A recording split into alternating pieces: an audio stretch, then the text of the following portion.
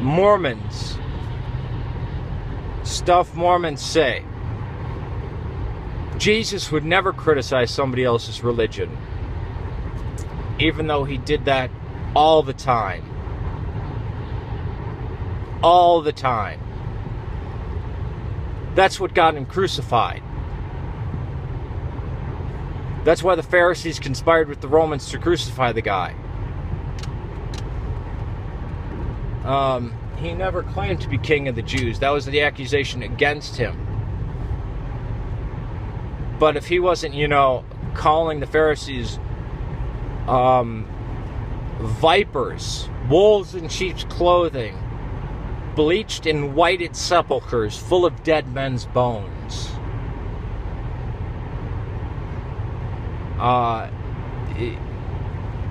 he wouldn't have had people trying to stone him. Mormons don't seem to know anything about Christianity, and they're irritated that many of them are confounded why no Christian group, not the Catholics, not the Orthodox, not any Protestant, will accept them as Christian. And they claim that these Christian groups are always attacking us. The first revelation Joseph Smith received, or claimed that he received, the first message he gave to the world was all creeds, religions, and churches were an abomination unto God, and that the gospel was become wholly corrupted, and that it needed to be restored. Now, this lie of after the last apostle dying, Christianity becoming corrupted, that could have been propagated in the 1820s. And there was a period, I forget the name of it, it's called like the Great Revival or whatever, which happened in New England and New York at this time, where a lot of these religious teachers sprang up that would wind up spawning into Seventh-day Adventism, Jehovah's Witness, and Mormonism. A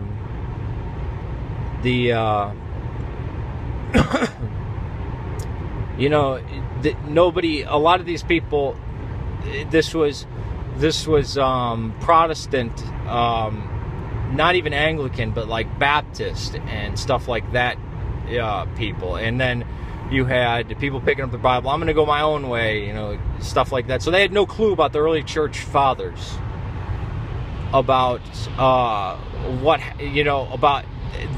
Still to this day, many of these idiots don't know, and I'm talking about even evangelical Christians, have no idea that there is a lot of Christian writing from the time of the New Testament that's not in the New Testament, as well as extending out until Constantine and afterwards.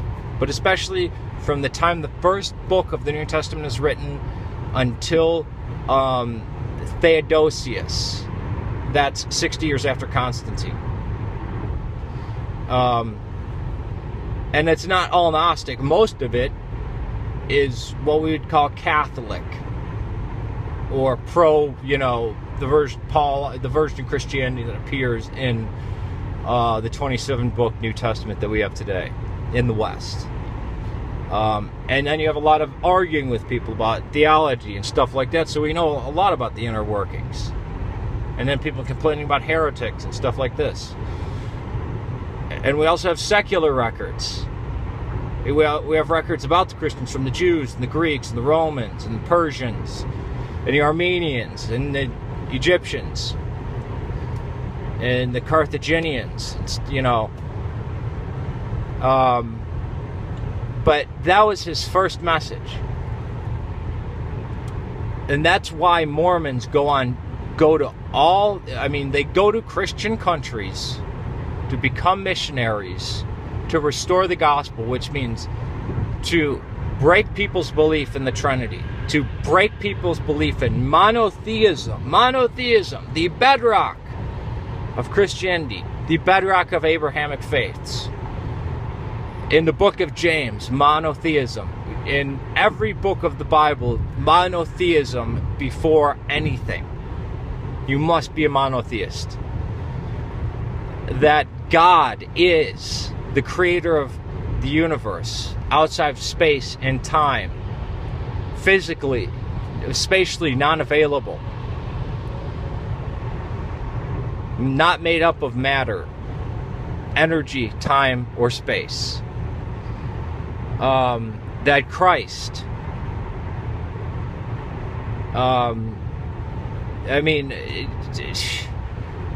even these are people who claim to believe that that they follow the Old and New Testament plus the Book of Mormon plus the Pearl of Great Price, plus Doctrines and Covenants, but the Bible, so long as it's translated correctly. Well, guess what? From the 2nd century until the 9th century, we have over 5,000, now I believe it's over 6,000 Greek manuscripts. This is not including the Syriac, the Aramaic, the Ethiopic, the Coptic, the Latin, the Slavonic, the early Arabic ones, even the stuff in Hebrew, which is basically just like Syriac and Aramaic, pretty much the same. But so we know what the hell is in there. And then we have the Dead Sea Scrolls and the Septuagint. So, the Mormons claim that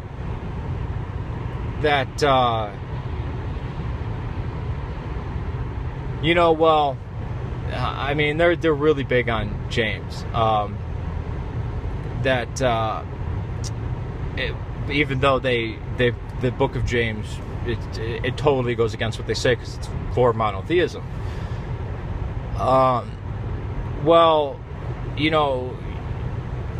Christ's death, isn't just gave you the ability to resurrect. That, the idea of salvation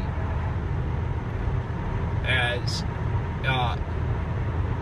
grace, being a gift, free gift from God through faith, and all your sins are forgiven, and then you bearing fruit from that faith, from that grace that God gives you. Not to say that the virtues and the good works can't strengthen your faith, but that God, forgives your sins immediately. You doing nothing, you having done nothing to earn God's grace or His forgiveness. They reject this idea. They think it's ridiculous, even though it is the one thing continually preached by Paul. If you read the book of Romans, the book of Galatians, any of the Pauline or pseudo-Pauline works, boom, it's right there. Paul beats you over the head with it in Galatians, in Romans, in 1 Corinthians, 2 Corinthians, Philippians, 1 Thessalonians, all of this stuff. Just beats you over the head with it. And the Mormons say, well, no, that's stupid. That's not, it really stumps them. So how the hell can they, it's so strange to a Christian. How can they be reading from the same book, especially since they reject monotheism?